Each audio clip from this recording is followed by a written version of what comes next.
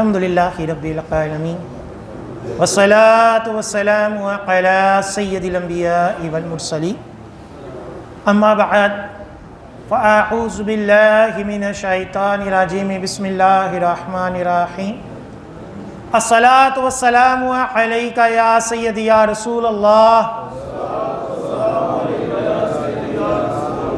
وعلى آلك وأصحابك يا سيدي يا حبيب الله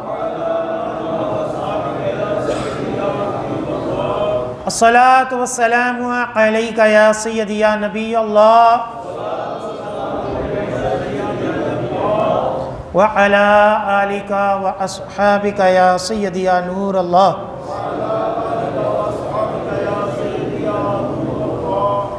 الحمد لله عز وجل ہم نماز جمعہ کے لیے حاضر ہوئے ہیں۔ دعا ہے کہ رب تعالی ہماری اس ادنا سے یہ حاضری کو اپنی بلند بارگاہ میں قبول و منظور فرمائے، اور جو کچھ اس جمعے میں بیان ہوگا اسے سمجھنے کی، سننے کی، اس کے اوپر عمل پیرا ہونے کی اور مجھے صحیح طرح بیان کرنے کی توفیق عطا فرمائے۔ آج جس موضوع کے اوپر میں بیان کروں گا اس کا نام ہے قربانی کا اسلامی تصور۔ قربانی کا اسلامی تصور کیا ہے؟ قرآن پاک کی آیت سے ہم آج یہ جانیں گے کہ قربانی جو ہے یہ ہر قوم میں پائی جاتی ہے۔ پہلی قوموں میں بھی قربانی موجود تھی، یہودیوں میں بھی ہے، عیسائیوں میں بھی ہے۔ اسلام نے قربانی کا کیا تصور دیا، قربانی کے جانور کے ساتھ کیا سلوک کیا جائے، ذبح کا جو اسلامی طریقہ ہے اس کو دیگر مذاہب کے طریقوں سے کیا فوقیت حاصل ہے، ان سب کے اوپر انشاءاللہ عز و جل کلام کیا جائے گا، اور یہ ایک علمی بیان ہوگا، اور شاید آپ نے اس سے پہلے اس موضوع کے اوپر اس انداز سے بیان نہ سنا ہو۔ اللہ تعالیٰ نے قرآن پاک میں ارشاد فرمایا وَلِكُلِّ أُمَّةٍ جَعَلْنَا مَنْسَكًا لِيَذْكُرُوا اسْمَ اللَّهِ عَلَى مَا رَزَقَهُمْ مِنْ بَهِيمَةِ الْأَنْعَامِ فَإِلَٰهُكُمْ إِلَٰهٌ وَاحِدٌ فَلَهُ أَسْلِمُوا وَبَشِّرِ الْمُخْبِتِينَ۔ ترجمہ کنز العرفان۔ ہر امت کے لیے ہم نے ایک قربانی مقرر فرمائی، ہر امت کے لیے ہم نے ایک قربانی مقرر فرمائی تاکہ وہ اس بات پر اللہ کے نام کو یاد کریں کہ اس نے انہیں بے زبان چوپایوں سے رزق دیا، تو تمہارا معبود ایک معبود ہے، تو اسی کے حضور گردن رکھو، سر جھکاؤ، اور عاجزی کرنے والوں کے لیے خوشخبری سنا دو کہ جو عاجزی کرتے ہیں ان کو کیا کرو؟ خوشخبری سنا دو۔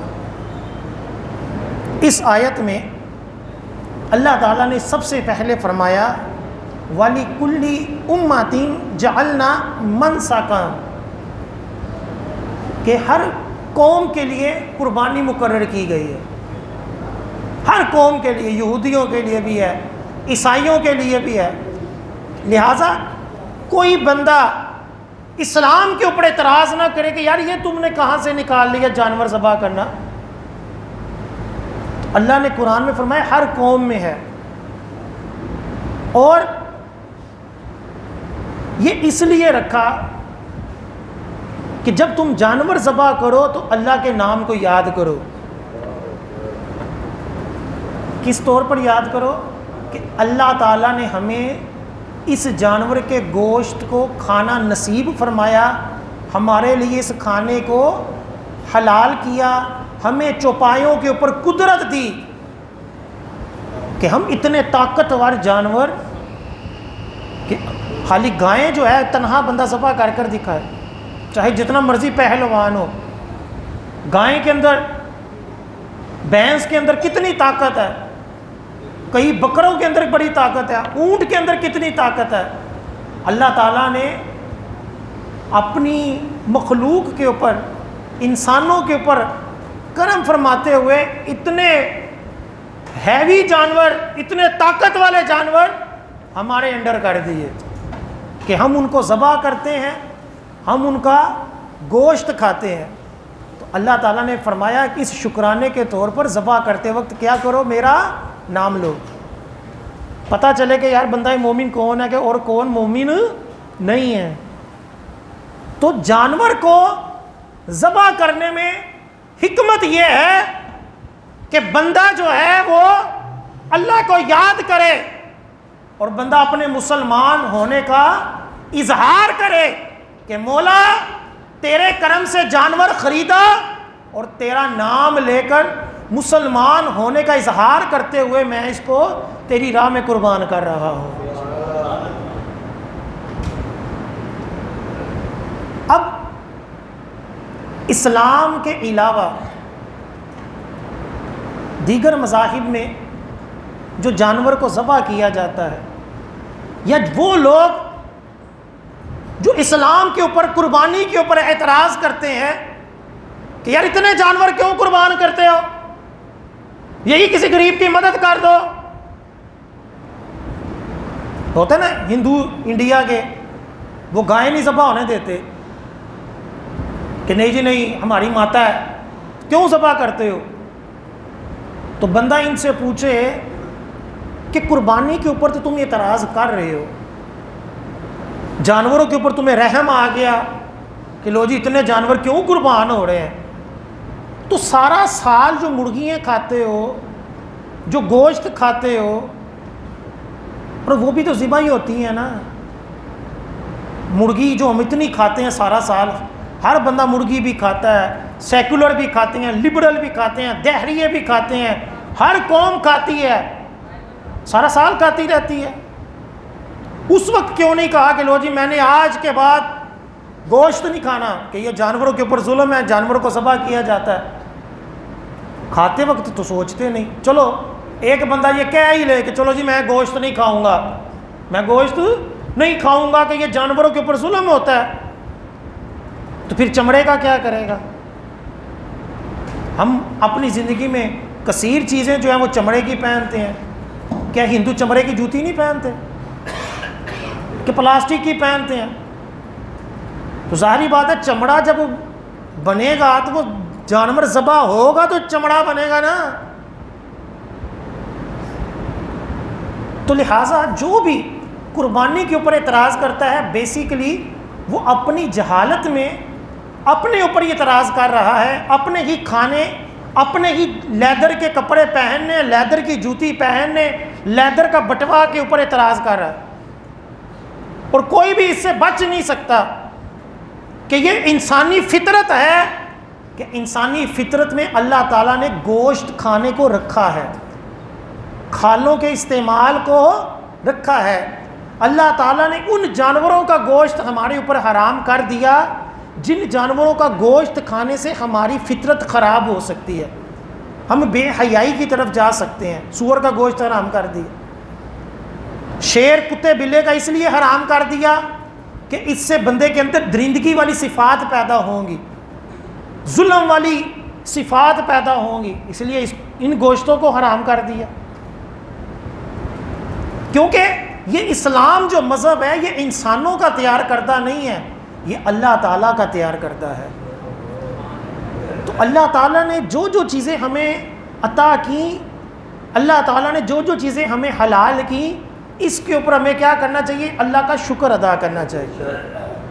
بڑے سے بڑے دہریوں نے مسلمانوں کے اوپر اعتراضات کیے، الحمدللہ علماء کرام نے منہ توڑ جواب دی۔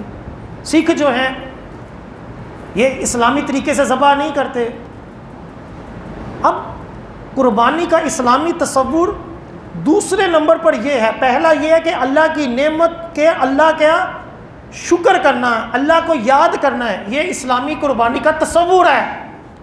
دوسرے نمبر پر اسلامی تصور قربانی کا یہ ہے کہ جانور کو اچھے طریقے سے ذبح کرو، اور سب سے بہترین طریقہ ذبح کرنے کا اسلام کا ہے.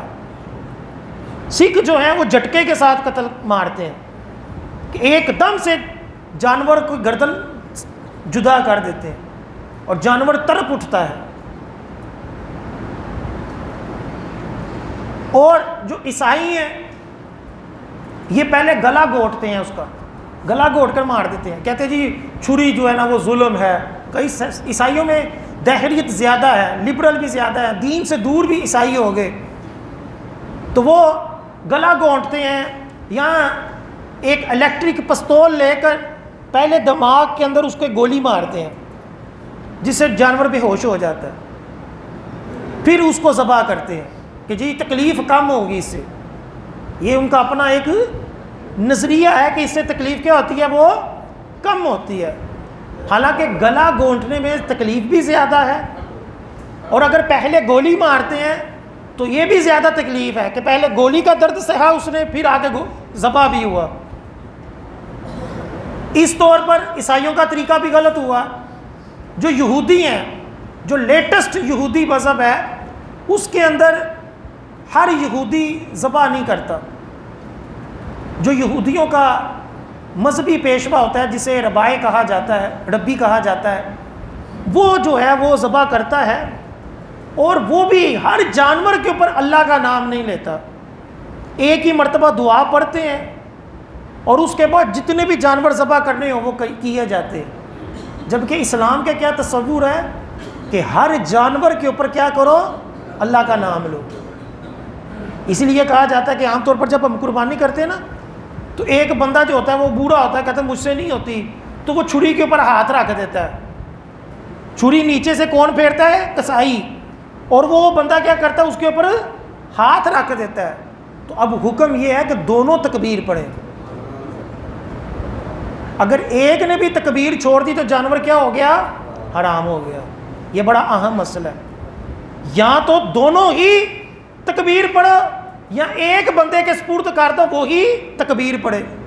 اسی طرح اونٹ کے اوپر جو ظلم کیا جاتا ہے، 4 چھریاں 3 چھریاں چلائی جاتی ہیں، اس کے اندر بھی اگر کسی ایک نے تکبیر چھوڑ دی کہ یار بقیہ پڑھ رہے ہیں مجھے کیا ضرورت ہے، تو کیا ہوگا؟ جانور حرام ہو جائے. کہ اسلام نے یہ تصور دیا کہ یہ نہیں ہے کہ کسائی صبح آ کر چھری کے اوپر بسم اللہ پڑھ کر پھونک مار دے اور سارا دن پھر ذبح بغیر بسم اللہ ہی پڑھتا رہے. یہ بھی کئی کسائیوں کی طرف سے سننے میں آیا ہے. یہ جہالت ہے. اسلام کا تصور قربانی یہ ہے کہ ہر جانور پر اللہ کا نام لو، ہر جانور پر اللہ کو یاد کرو کہ ہر جانور اللہ کی نعمت ہے.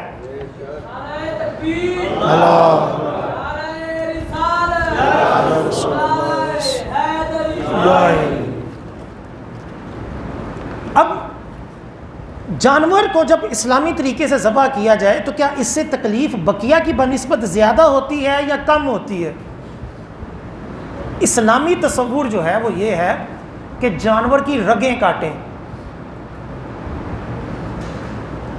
اس میں حکمت یہ ہے کہ جب جانور کی رگیں کٹتی ہیں تو جیسے ہی جانور کی رگیں جو ہیں وہ کٹ جاتی ہے تو جانور کا دماغ کے ساتھ جو رابطہ ہوتا ہے وہ منقطع ہو جاتا ہے.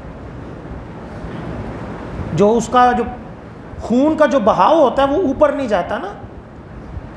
جب اوپر نہیں جاتا تو وہ اس کا دماغ کے ساتھ تعلق ختم ہو جاتا ہے. اب جانور جو ہے اس کو تکلیف کا احساس نہیں ہوتا کہ جب دماغ کے ساتھ لنک ختم ہو جائے. جیسے یہ فالج زدہ اللہ نہ کرے کسی کا ہاتھ ہو، اس کا جب اس کے لنک ختم ہو جاتا نا جسم کے ساتھ تو اس کو تکلیف کا احساس نہیں ہوتا کیونکہ اس کا لنک ختم ہو چکا ہوتا ہے. اسی طرح جب جانور کی رگیں کٹتی ہیں اس کا دماغ کے ساتھ بہاؤ ختم ہو جاتا ہے. اب خون جو ہے وہ دماغ تک نہیں جا رہا، خون نیچے سے ہی باہر جا رہا ہے تو دماغ کا لنک اس کے ساتھ ختم ہو گیا. اب اس کو تکلیف نہیں ہوتی. آپ کہیں گے کہ وہ تکلیف نہیں ہوتی تو جانور پھڑ پھڑاتا کیوں ہے؟ تو بیسیکلی جانور جو پھڑ پھڑاتا ہے چھری پھرنے کے بعد وہ خون کے کم ہونے کی وجہ سے جو اس کے جو اعضاء ہوتے ہیں یہ سکڑتے ہیں پھر ایسے پھیلتے ہیں، سکڑتے ہیں پھر پھیلتے ہیں، کہ اس کا جو پمپ ہونا ہوتا ہے وہ خون کی کمی کی وجہ سے ہوتا ہے. کہ جب اس کا خون نکلنا شروع ہو جاتا ہے تو پھر جو پھڑ پھڑا رہا ہوتا ہے وہ تکلیف کی وجہ سے نہیں، وہ خون کی کمی کی وجہ سے پھڑ پھڑا رہا ہوتا ہے۔ اب اس میں اللہ کے بتائے ہوئے اس طریقے میں حکمت یہ ہوتی ہے کہ جب وہ پھڑ پھڑاتا ہے تو جتنا خون انسان کی صحت کے لیے نقصان دہ ہوتا ہے اس کے جسم کے اس طرح ہلنے سے وہ سارا باہر نکل آتا ہے، اور جانور کا جو گوشت ہوتا ہے وہ بالکل صحت مند ہو جاتا ہے۔ سائنس بھی یہی کہتی ہے کہ اگر جانور کا کوئی بندہ خون ہی پیتا رہے تو لوگ کہیں گے کہ یار یہ تو بیمار ہو جائے گا، کہ جانور کے خون میں طاقت نہیں ہے، جانور کے گوشت کے اندر طاقت ہے۔ اگر خون ہی پورا باہر نہیں نکلے گا تو وہ ظاہری بات ہے خون کہاں جائے گا، وہ گوشت میں جائے گا، گوشت کو نقصان دہ کرے گا۔ لیکن جب وہ سارے کا سارا گوشت یہاں گردن سے اس نے اپنے جسم کو پمپ کر کر اپنے ٹانگیں مار مار کر وہ سارا خون جو زہر آلود ہوتا ہے وہ نکال دیا، اس کو دم مسفوح کہا جاتا ہے، وہ سارا زہریلا خون اس نے نکال دیا، تو ہمارے لیے گوشت جو ہے وہ بالکل صاف ستھرا اور صحت مند ہو گیا۔ اس کے بعد جو تھوڑا بہت خون رہ جاتا ہے وہ آرام سے دھل بھی جاتا ہے، اس میں مسئلہ نہیں ہوگا۔ تو اس اعتبار سے اسلامی جو تصور ہے وہ جانور کے لیے بھی فائدہ مند ہے کہ تکلیف کم ہوئی، دوسرا یہ ہوا کہ اس کا گوشت جو ہے وہ کیا ہے، صحت افزا ہے۔ انٹرنیٹ کے اوپر آپ حلال فوڈ لکھ کر اگر آپ سرچ کریں، اس کے اوپر باقاعدہ تحقیقات ہوئی ہیں، تو کئی غیر مسلموں نے بھی اسلامی طریقے کو پسند کیا ہے کہ یہ ایک اچھا طریقہ ہے، صحت مند سائنٹیفک طور پر ایک کیا ہے، اچھا طریقہ ہے۔ یہ تھا ذبح کرنے کے اعتبار سے۔ تیسرا اسلامی تصور، پہلا تصور ہے کہ ذبح کرتے وقت اللہ کا نام لو، دوسرا تصور کیا ہے، جو شرعی طریقہ ہے رگیں کاٹنا، اس کو کاٹو۔ یہ نہیں ہے کہ رگیں کاٹنے کے علاوہ ہم جانور کی ٹانگ کاٹ لیں اور وہ تڑپتا رہے، پھر دوسری ٹانگ کاٹ لیں اور تڑپتا رہے، پھر اس کے بازو کاٹیں، نہیں، اس کی رگیں کاٹ کر پہلے کیا کرو، اس کو ٹھنڈا کر دو، پھر اس کے بعد اس کا گوشت کھاؤ۔ ہمارے یہاں کسائی جو ہوتا ہے اس کو ٹھنڈا ہی نہیں ہونے دیتے، اس کا فوراً منکا توڑ دیتے ہیں، کھال اتارنا شروع کر دیتے ہیں، نہیں، اس کو ٹھنڈا ہونے دو، جب تک وہ ٹھنڈا نہ ہو اس کو چھری نہ چلانے دے، اس کو یار اس کو پہلے ختم ہونے دو، جب یہ ختم ہو تب کٹا۔ جتنی دیر وہ تڑپتا رہے گا، خون اس کا نکلتا رہے گا، آپ کو جو ہے وہ اس کا گوشت کے اعتبار سے فائدہ ہوگا، اور یہ اس تکلیف کے ساتھ وہ پھڑک نہیں رہا، وہ اپنے خون کے کم ہونے کی وجہ سے پھڑ پھڑا رہا ہے۔ اگلا کنسیپٹ یہ ہے اسلامی، اور میں یہ دعوے کے ساتھ کہہ سکتا ہوں کہ اس دور میں کسی بھی مذہب میں ان کے بنیادی کتابوں میں یا ان کے مذہبی پیشواؤں سے جانوروں کے حوالے سے اتنی احادیث، اتنی تعلیمات سوائے اسلام کے آپ کو کہیں نہیں ملیں گے۔ کئی مذاہب کی تو بنیادی کتابیں ہی نہیں ملتی، عیسائیوں کی اپنی بنیادی کتاب ہی تحریف شدہ ہے، کئی نسخے ہیں اس کے، اسی طرح اور کئی مذاہب ہیں ان کے پاس اصل نسخے ہی نہیں ہیں، پورا زندگی کا نصاب ہی نہیں ہے۔ لیکن الحمدللہ اسلام ایسا مذہب ہے کہ پیدائش سے پہلے سے لے کر اور مرنے کے بعد تک کے سارے احکام موجود ہیں۔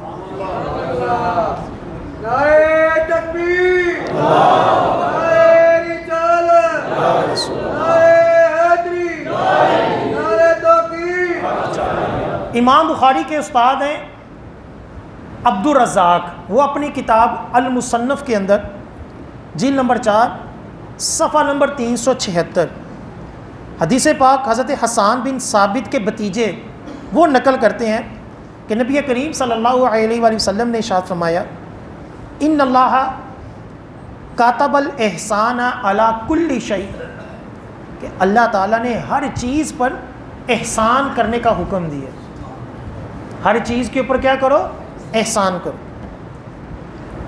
پھر فرمایا اذا ذبحتم فاحسنوا الذبح، کہ کہ جب ذبح کرو تو اچھے طریقے سے ذبح کرو. جب ذبح کرو تو کیا کرو؟ اچھے طریقے سے ذبح کرو. اور احسان اور بلائی کو ملحوظ خاطی رکھو. پھر ارشاد میں وَلْيُحِدَّ أَحَدُكُمْ شَفْرَتَهُ وَلْيُرِحْ ذَبِيحَتَهُ کہ جب جانور کو ذبح کرو تو چھری کو کیا کرو؟ تیز کرو. یہ کون فرما رہے ہیں؟ آقا علیہ السلام. پہلے فرمایا کہ ہر چیز کے اوپر احسان کرو، شفقت کرو، نرمی کرو. پھر ذبح کرو تو کیا کرو؟ اس میں بھی احسان کرو، جانور کے اوپر رحم کرو. پھر کیا کرو؟ جانور کو ذبح کرتے وقت، اب کوئی پوچھ سکتا ہے کہ جانور کے اوپر ذبح کرتے وقت کیا رحم ہے؟ آقا علیہ السلام نے اس کی بھی تعلیمات دی کہ جانور کو ذبح کرنے میں رحم یہ ہے کہ چھری کو کیا کرو؟ تیز کرو. اور ذبیحہ میں جانور کو راحت پہنچاؤ، تکلیف نہ دو. کہیں اس کو پھڑ کے گھسیٹ رہے ہو، کہیں اس کی ٹانگ توڑ رہے ہو، کہیں اس کے ساتھ کوئی ظلم کر رہے ہو. نہیں، چھری تیز پہلے کر لو کہ کند چھری کے ساتھ ترپا کر اس کی رگیں نہ کاٹو. جلدی سے تیز چھری کے ساتھ اس کی رگیں کاٹو تاکہ اس کی تکلیف کم ہو. پھر اس کو راحت پہنچاؤ کہ ٹھنڈا ہونے دو اس کو. پھر اس کی کھال، گوشت وغیرہ جو بھی کرنا ہے وہ کرو. یہ کس نے فرمایا؟ میرے اور آپ کے پیارے آقا نور مجسم صلی اللہ علیہ وآلہ وسلم. پھر امام شاہرانی رحمۃ اللہ علیہ بہت بڑے بزرگ ہیں، وہ اپنی کتاب جلد نمبر 1 صفحہ نمبر 572 میں کہتے ہیں کہ رسول خدا صلی اللہ علیہ وسلم کی جانب سے ہم سے یہ عہد لیا گیا کہ ہم اللہ کی ساری مخلوق پر شریعت کے دائرے میں رہتے ہوئے شفقت کریں. ساری مخلوق پر شریعت کے دائرے میں رہ، یہ نہیں کہ کافروں کے ساتھ جفیاں ڈال لیں. شریعت کے دائرے میں کہ جہاں جہاں سختی کرنی ہے وہاں کیا کرنی ہے؟ سختی کرنی ہے. جہاں نرمی کرنی ہے وہاں کیا کرنی ہے؟ نرمی کرنی ہے. پھر امام شرانی فرماتے ہیں کہ مخلوق میں سے ہر ایک خود اپنے حق میں جتنا رحم دل ہوتا ہے کہ میں اپنے حق میں یہ رحم دل ہوں کہ یار مجھے کوئی برا نہ کہے، مجھے کوئی برا نہ کہے، میرے اوپر کوئی ہاتھ نہ اٹھائے. تو رحم دلی کیا شے ہے؟ امام شرانی فرماتے ہیں رحم دلی، شفقت کیا ہے؟ فرمایا کہ مخلوقات میں سے ہر کوئی جس طرح چاہتا ہے کہ میرے اوپر شفقت ہو، اس کے حق میں بڑھ کر وہ لوگوں کے اوپر رحم کرے.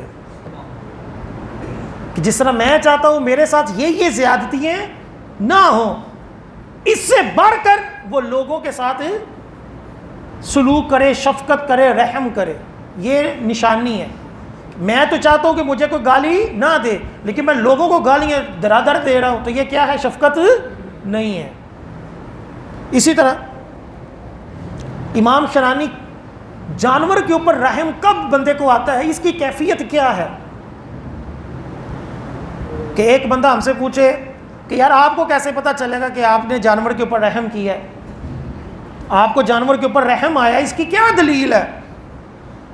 تو امام شرانی فرماتے ہیں اسی کتاب میں کہ جب جانور کو ذبح کر رہے ہو اس وقت تمہارے دل میں رقت آئے، تھوڑا دکھ ہو، تھوڑی نرمی آئے، تھوڑا رحم آئے، تو سمجھ لو کہ تم نے جانور کے اوپر کیا کیا ہے؟ احسان کیا ہے. جب جانور کو 10 دن بھی پالا ہو، چارہ دیا ہو، اس کے ساتھ وقت گزارا ہو، تو حقیقت بات ہے کہ دل چھری چلاتے وقت بندے کا دل ہلتا ہے. جس کا دل ہلے، جس کو دل میں دکھ ہو، وہ سمجھ جائے کہ اللہ تعالیٰ نے اس کو رحم عطا کیا ہے. امام شرانی فرماتے ہیں کہ یہ رحم کی کیا ہے؟ دلیل ہے. مزید اسلامی تصور قربانی کے والے سے مزید یہ ہے کہ المستدرک کی حدیث پاک ہے، جلد نمبر 4 صفحہ نمبر 765. ایک صحابی نے سرکار صلی اللہ علیہ وآلہ وسلم کی بارگاہ میں آ کر عرض کی، یا رسول اللہ صلی اللہ علیہ وآلہ وسلم، جب میں بکری ذبح کرتا ہوں نا تو مجھے بڑا رحم آتا ہے. سرکار صلی اللہ علیہ وسلم کی بارگاہ میں آ کر عرض کی جب میں بکری ذبح کرتا ہوں تو مجھے کیا آتا ہے؟ رحم آتا ہے۔ تو آقا علیہ السلام نے سنے کیا فرمایا؟ آقا علیہ السلام نے فرمایا اگر تم بکری پر رحم کرتے ہو تو اللہ پاک تمہارے اوپر رحم فرمائے گا۔ کہ جب بکری کے اوپر تمہیں رحم آ رہا ہے تو خوشخبری ہے کہ اللہ تعالیٰ تیرے اوپر کیا کرے گا؟ رحم کرے گا۔ اسلامی تصور قربانی میں یہ بھی ہے کہ ہم قربانی کرتے وقت جانور کے اوپر رحم کریں، اس کو کھیل نہ بنا لیں، اس کو مذاق نہ بنا لیں کہ اس کو لڑواتے رہیں جانوروں کے ساتھ، ٹھیک ہے، اس کو بگاتے رہیں، اس کو بھوکا پیاسا رکھیں، اس کو گالیاں دیں، اس کو ذبح کرتے وقت بے دردی کے ساتھ اس کو ذبح کریں، نہیں، اس کے ساتھ رحم کیا جائے۔ امام غزالی رحمۃ اللہ علیہ کے بارے میں فیض القدیر ایک بہت بڑی حدیث پاک کی شرح ہے، اس کے جلد نمبر 1 صفحہ نمبر 606۔ امام غزالی اتنے بڑے صوفی ہیں کہ جب دنیا سے پردہ کر گئے تو کسی نے خواب میں ان کو دیکھا تو فرمایا اللہ تعالیٰ نے آپ کے ساتھ کیا معاملہ کیا؟ تو امام غزالی رحمۃ اللہ علیہ نے فرمایا ایک مرتبہ میں لکھ رہا تھا، پہلے زمانوں میں وہ سیاہی کے ساتھ لکھتے تھے، قلم اور دوات ہوتی تھی، تو فرماتے میں ایک مرتبہ جب لکھ رہا تھا تو میں نے دیکھا کہ میری قلم کے اوپر ایک مکھی بیٹھی ہوئی ہے جو میری قلم کی سیاہی کو چوس رہی ہے۔ حالانکہ لکھنا تھا انہوں نے، وہ لکھتے تو وہ اس مکھی نے کیا ہونا تھا؟ اڑ جانا تھا۔ تو فرماتے ہیں کہ مجھے رحم آیا کہ میں نے کہا چل یار تھوڑی سیاہی پی لے، مکھی تھوڑی سیاہی پی لے۔ اللہ تعالیٰ نے اس رحم کے صدقے میں مجھے بخش دیا کہ اللہ تعالیٰ جب بخشنے پہ آئے، ایک جانور، ایک چھوٹا سی مکھی کی کیا حیثیت ہے؟ ہم بیٹھے بیٹھے ایسی مکھیاں مار دیتے ہیں فضول میں۔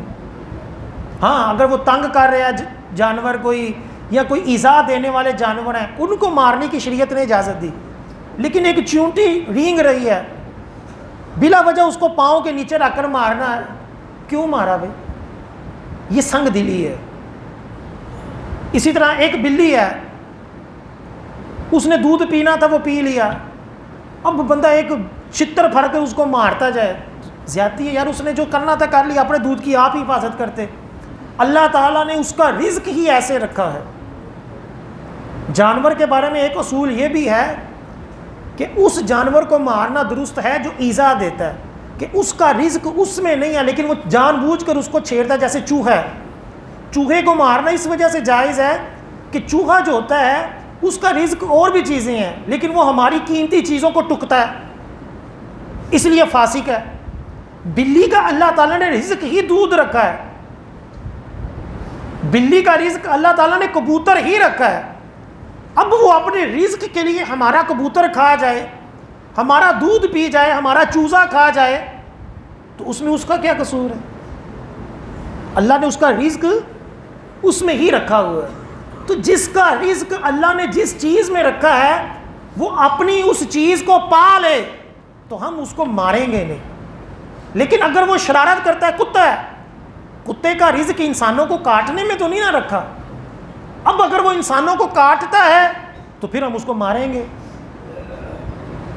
کہ پاگل کتے کو قتل کر دینے کی اجازت ہے کہ اس کو قتل کر دو، لیکن ویسے کتا کھڑا ہے تو میں اس کو گولی مار دوں تو یہ شرم درست نہیں ہوگا۔ بہرحال جانوروں کے ساتھ نرمی کرنے کا نا، ایک حدیث پاک میں امام بخاری کے استاد نے یہ حدیث پاک نقل کی، عبد الرزاق رحمۃ اللہ علیہ نے، جلد نمبر 4 صفحہ نمبر 377، کہ ایک مرتبہ ایک کسائی اپنی بکریوں کے بارے میں پہنچا، دروازہ کھولا اور ذبح کرنے کے لیے بکری کو پکڑنا چاہتا تھا، وہ اس سے چھوٹ کر بھاگ گئی اور بھاگتے بھاگتے نبی کریم صلی اللہ علیہ وسلم کی بارگاہ میں حاضر ہو گئی۔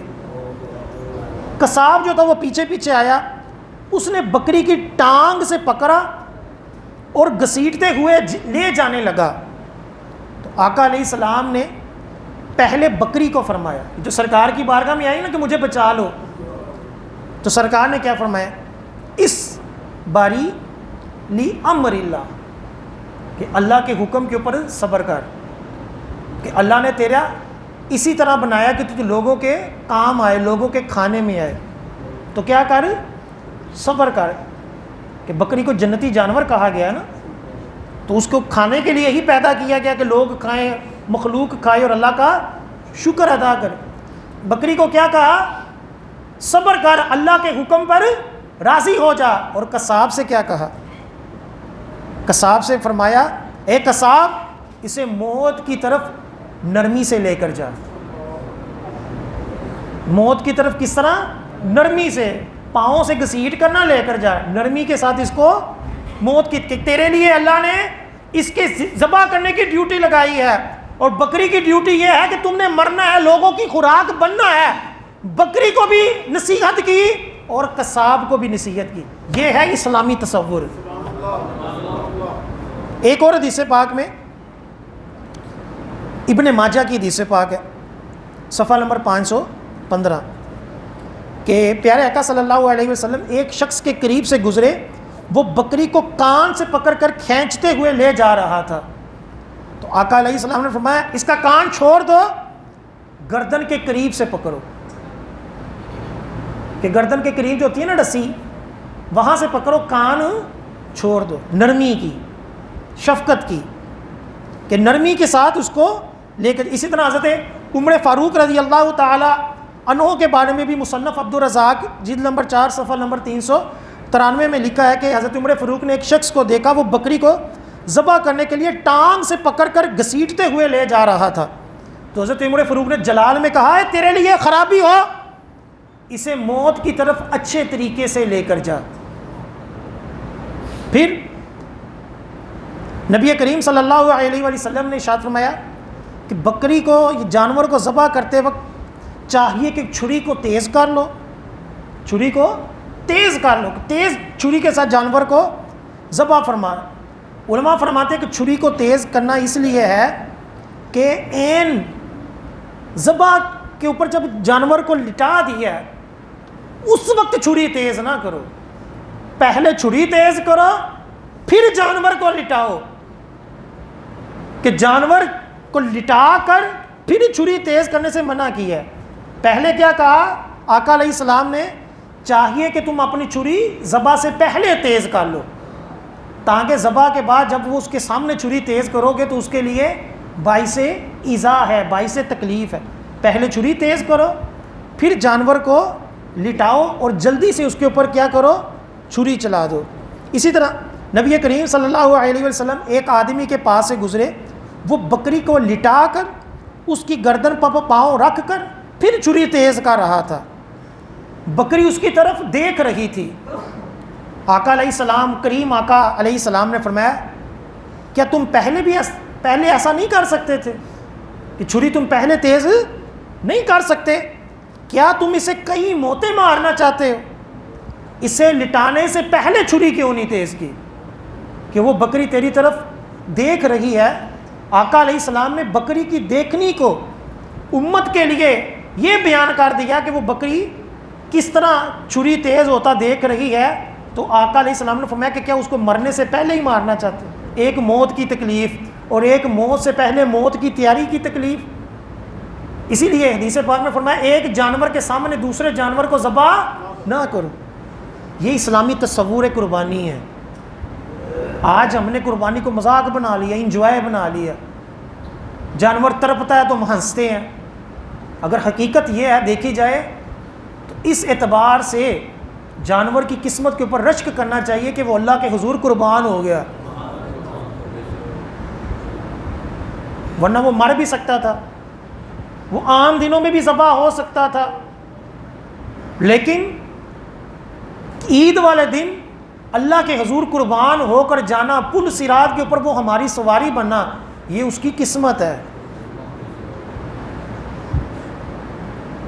اور ہم سنگ دلی کے ساتھ، اور یا قصاب جو ہوتے ہیں وہ اپنی دیاری کی وجہ سے جانوروں کے اوپر ظلم کر رہے ہوتے ہیں. اونٹ کو 4-4 3-3 چھریاں چلا رہے ہوتے ہیں، حالانکہ اونٹ کو آسانی سے ذبح کرنا ہوتا ہے کہ اس کی کھڑا کر کر اس کی ٹانگ کو، ایک ٹانگ کو دوسری پیچھے والی ٹانگ کے ساتھ کراس کے ساتھ باندھ کر اس کے یہاں آخر والے حصے میں نیزہ مارا جائے تو وہ آرام سے وہ مر جاتا ہے، سارا خون اس کا نکلا. یہاں اناڑی پکڑ کر اس کو بٹھاتے ہیں، کتنی رسیاں باندھتے ہیں، پھر چھریاں چلاتے ہیں، لوگ موویاں بنا رہے ہوتے ہیں. ٹھیک ہے، تو رحم دلی ہمارے اسلامی تصور میں، قربانی کے اسلامی تصور میں ایک تصور ہے. اور آقا علیہ السلام نے کیا فرمایا صحابی کو، اگر تمہیں جانور ذبح کرتے وقت رحم آتا ہے، تیرے دل کے اندر کھینچ آتی ہے، دکھ ہوتا ہے کہ یار میرا جانور ذبح ہو گیا ہے، تو اللہ تعالیٰ تیرے اوپر رحم فرمائے گا کہ تو اگر جانور کے اوپر رحم فرمائے. تو اللہ تعالیٰ ہمیں رحم دل بنا دے، جانوروں کے حق میں بھی اور انسانوں کے حق میں بھی. آج موضوع یہی تھا، اسلام کا تصور قربانی، کہ قربانی کا اسلامی تصور ذبح سے لے کر ذبح کے وقت پھر ذبح کے بعد تک سراسر رحم دلی کے اوپر مبنی ہے. کوئی بھی کافر، کوئی بھی سیکولر لبرل سائنسدان ہمارے کسی بھی پوائنٹ کے اوپر آ کر یہ نہیں کہہ سکتا کہ یہ انسانوں کے اوپر، جانوروں کے اوپر کیا ہے، ظلم ہے. نہیں، الحمدللہ ذبح بھی ہمارا، اور طریقہ بھی کس نے بیان کیا؟ مولویوں نے نہیں، کہ بندہ اعتراض کرے یار یہ تو تم مولویوں نے بنا لیا ہے نا، لیکن کس نے بیان کیا؟ اللہ اور اس کے رسول نے بیان کیا ہے. دعویٰ ہے کہ کوئی اس طرح کا نظریہ ہے قربانی اپنی کسی کتاب سے ثابت کر دکھا. الحمدللہ آقا علیہ السلام نے ہر چیز کے بارے میں رحم کرنے کی ترغیب دی. آقا علیہ السلام نے بکری کو کھینچنے کی بھی تعلیمات دی کہ اس کو کہاں سے کھینچنا ہے، اس کو بے دردی کے ساتھ نہیں کھینچنا، اس کو کس طرح کرنا ہے، اس کو ذبح کرنے سے پہلے کھلانا پلانا ہے، اور ایک جانور کے سامنے دوسرے جانور کو ذبح نہیں کرنا، اس جانور کو لٹا کر اس کے سامنے چھری تیز نہیں کرنی. اس سے بڑھ کر اور کیا اسلامی تعلیمات ہوں گی؟ اللہ تعالیٰ عمل کی توفیق عطا فرمائے. آمین ثم آمین. ابھی اذان ہوگی، اس کے بعد آپ سنتیں پڑھ لیجئے گا.